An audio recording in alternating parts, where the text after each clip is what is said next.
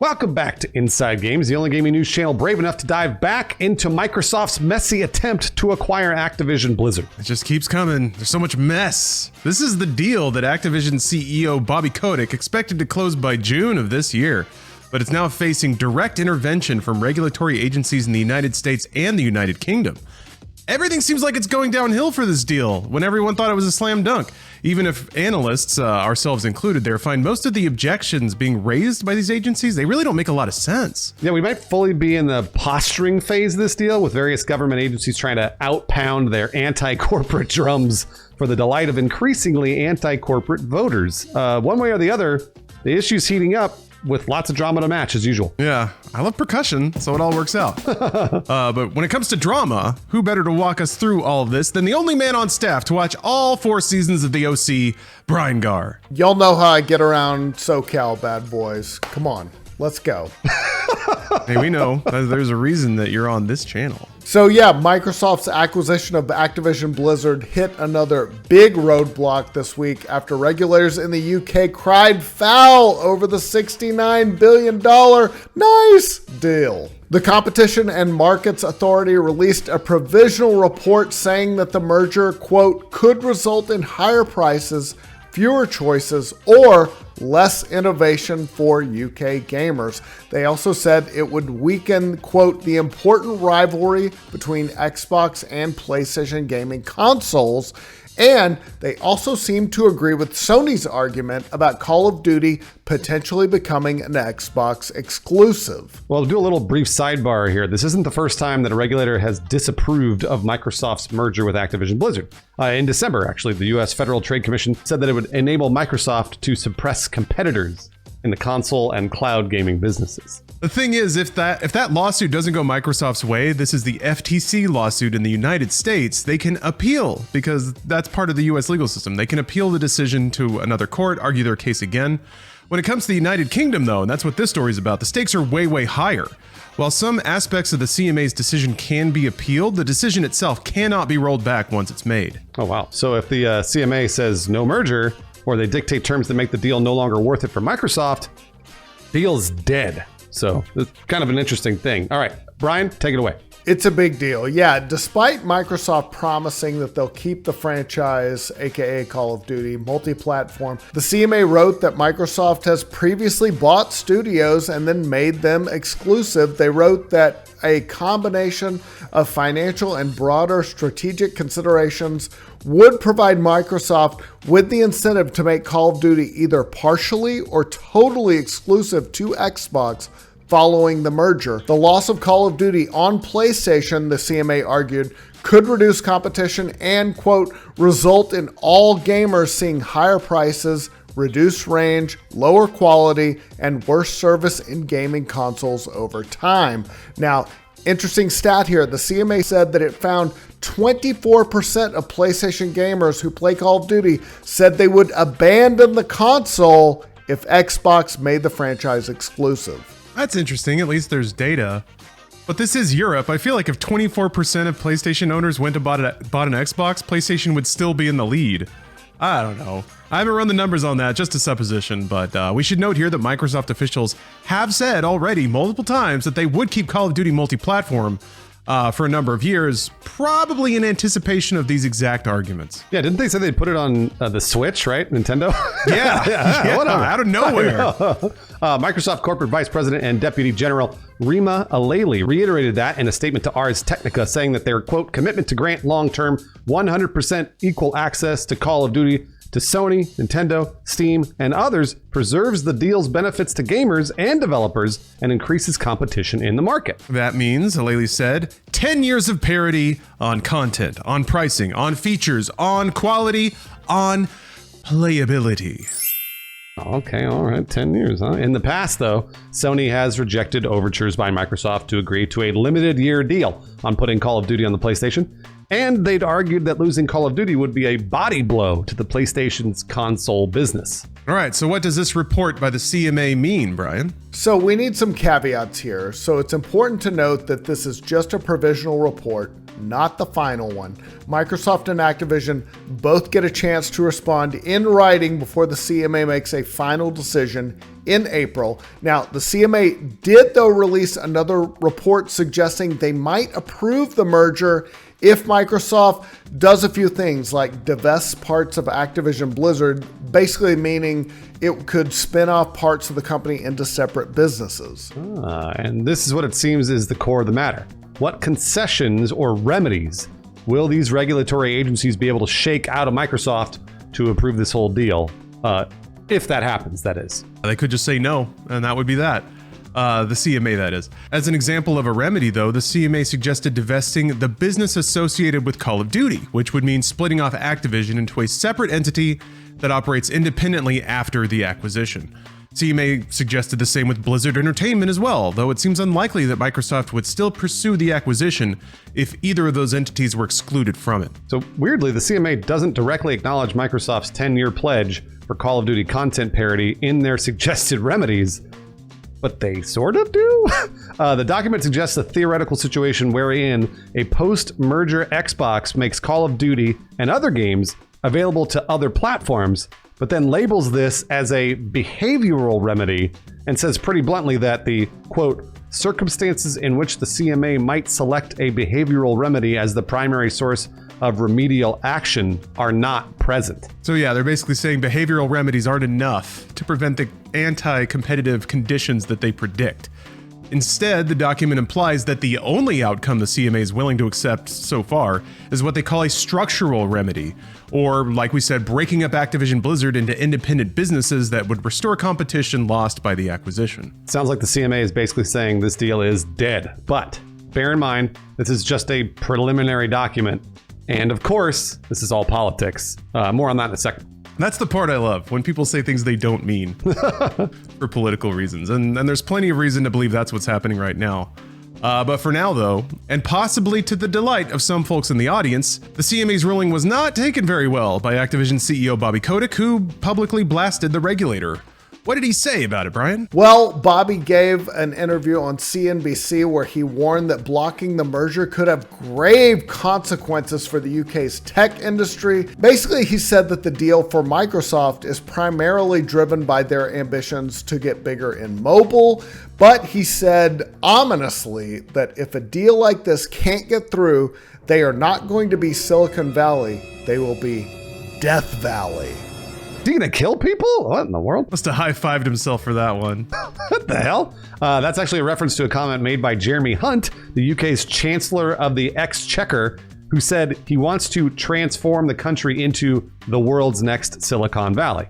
Yeah, Kotick also argued that regulators basically don't understand the industry and who the actual big players are. And we've heard this before, but he told CNBC, I think they're a little bit confused where competition is today. The best companies in the world right now are companies like Tencent and ByteDance, and these are companies that all have protected markets. And he's obviously referring to China here.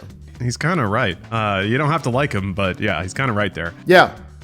So Kotick also took a shot at Sony, saying that these days they're not returning Activision's calls regarding the future of Call of Duty on PlayStation. Oh, poor Bobby. He said on CNBC, ordinarily we would be talking about the future and new opportunities together for partnership, and they just haven't been returning our phone calls. And so, I don't know that we're as valuable as maybe they've represented to the regulators that we are. That's fun. So this, I don't know, this is the political layer of it too. So far, Microsoft, I think, has been pretty consistent in publicly trumpeting their efforts to play ball while painting Sony as the moody teenager who won't come out of their room and join everyone for dinner. I mean, that plays into their favor, obviously, when it comes to how they're seen in regulators, which affects how the regulators are going to vote. So what's interesting is now Activision executives are starting to pick up that narrative too and hit the press tours. Despite the recent reports, Microsoft believes the deal will ultimately get approved by the CMA. The New York Times reported that Microsoft thinks it has a strong case in the UK, and its lawyers don't think it will ultimately be blocked. Yeah, and in a big deal like this, Microsoft probably anticipates it'll need to make some concessions to get all the regulators on board.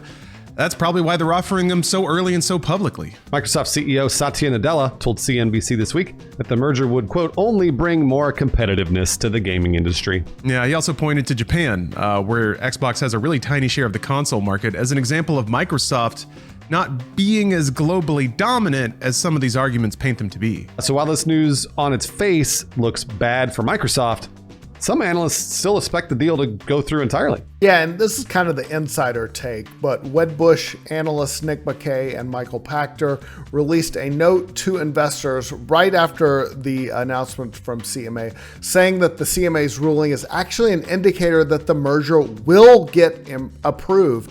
They said the CMA's report is a, quote, signal that the UK knows it has a losing legal argument and that it's ultimately a move to extract concessions from Microsoft. They said the FTC realized the same thing and, quote, rushed to file suit to block the merger in the hopes of being the first to extract concessions from Microsoft. Now, McKay and Pachter actually think that Microsoft will agree to some remedies like keeping Call of Duty multi-platform for a set number of years. I mean, yeah, they've basically already said that and continue to say it.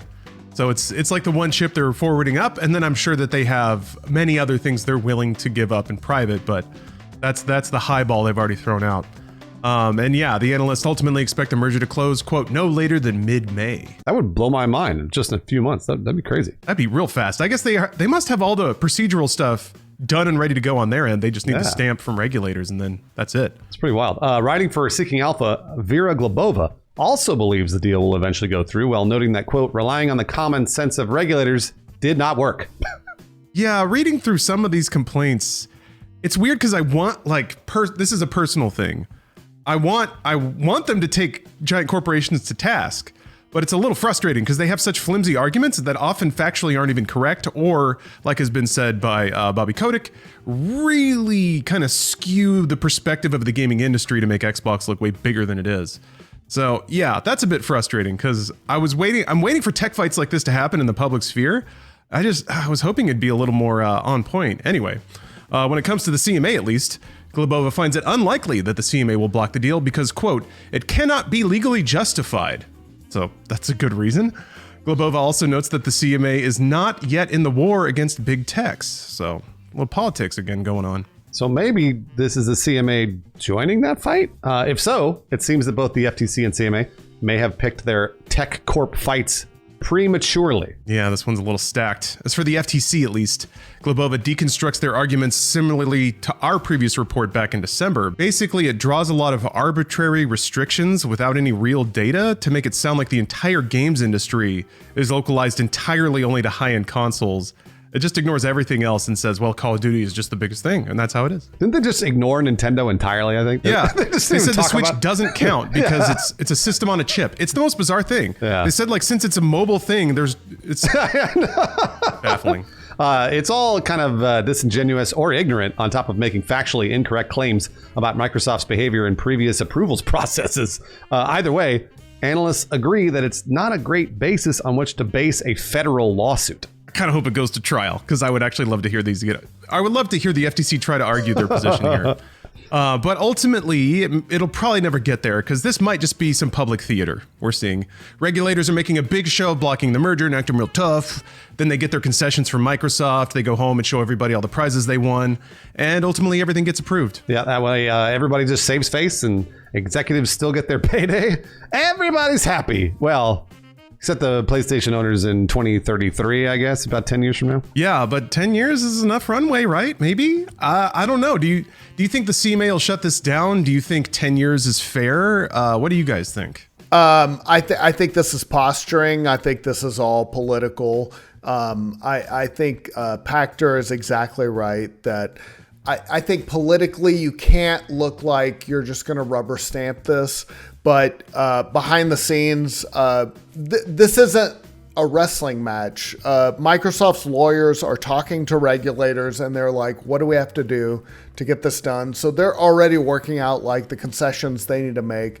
And I think ultimately, I think the regulators need to look like they're putting up a big fight, but they will ultimately extract a few things, but it'll go through. Yeah, I agree. I'm especially just because, not only because I'm just some dude sitting behind a desk talking about this. I mean, if we got Michael Pachter and analysts like that saying it's going to go through, then I trust them. I mean, better for better or worse, these dudes have been doing it for years and years and years. not to mention, we've talked about this over and over. And even if we, like, let's say I didn't want this to go through. Let's say me personally, I didn't want this actual acquisition. I'd rather keep everybody separate so as to avoid a monopoly. The legal arguments are terrible. They're so bad. So it's like, why are we choosing those to base this entire lawsuit on? It's kind of a bummer. I mean, like, I don't mind either way, but if I was against it, the worst arguments are being made. Yeah, Bruce, I agree. That kind of like I was going off before. That's my great frustration here. I have no love of big companies, and I don't want all games consolidated under one company. But this is kind of like new legislation, and precedent means a lot in legal proceedings. So some of the definitions being thrown around about the games industry, that's kind of the problem I have. The way that the games industry is being talked about in these legal papers is so off base. It's kind of scary to think that might be the foundation that gaming legislation draws from in the future. The CMA argument is just super weird. Describing paying money to make a game exclusive is the status quo. And if you're saying that is anti-competitive or that competition can't exist without happening, that doesn't make any sense, because Sony's doing it with Final Fantasy 16. They've been paying to keep Final Fantasy 14 off Xbox, and that's a lot of money. So the only logical argument then is that the scale is too big, right? Like, Call of Duty's just so huge that I guess no platform holder could ever own it. And that also doesn't sound right. And also, if Sony had 10 years of warning that Call of Duty might leave their platform, that's plenty of time to spin up a competitor, which they tried to do and stopped with Killzone a million years ago. So it's not like Sony can't compete. They just chose to go with Sad Dads, which is making them a ton of money. And it was a good call. So if they have a decade's worth of warning that they're going to lose out on shooter DLC money, they've got the time and resources and the studios to develop a competing product. And then there is competition, because you have Xbox with Call of Duty and PlayStation with Killzone Neo or whatever the hell they decide to kick up. So it's really hard for me to see the long term here, unless it's all the vague stuff about cloud gaming. Microsoft could own that whole thing before it even starts, but that's all super speculative. So I don't know. I think the thing that really bothers me is talking about Call of Duty like it is a fixture, and it's not the repeated input of many talented developers year after year that keep the money coming in. Call of Duty could just easily evaporate over the next 10 years as it could stay an institution. All it takes is a couple of bad games.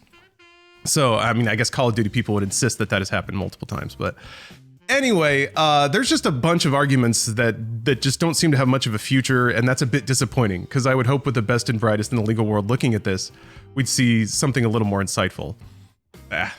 Yeah, but we have not, which kind of begs not even begs the question, but just sort of implies that the acquisition should go through. Either way.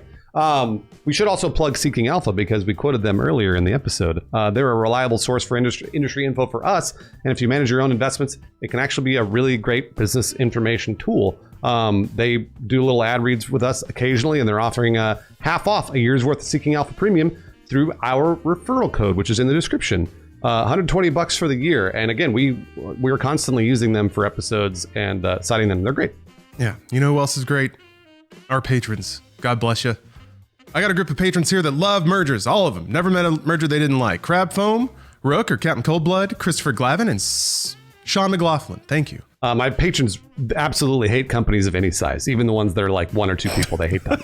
Wait, we're a company. Don't tell them. Charles Guard, Nightboard, Loveless, and Baron 5X. Please don't tell them we're a company of like 3 people. Don't do that.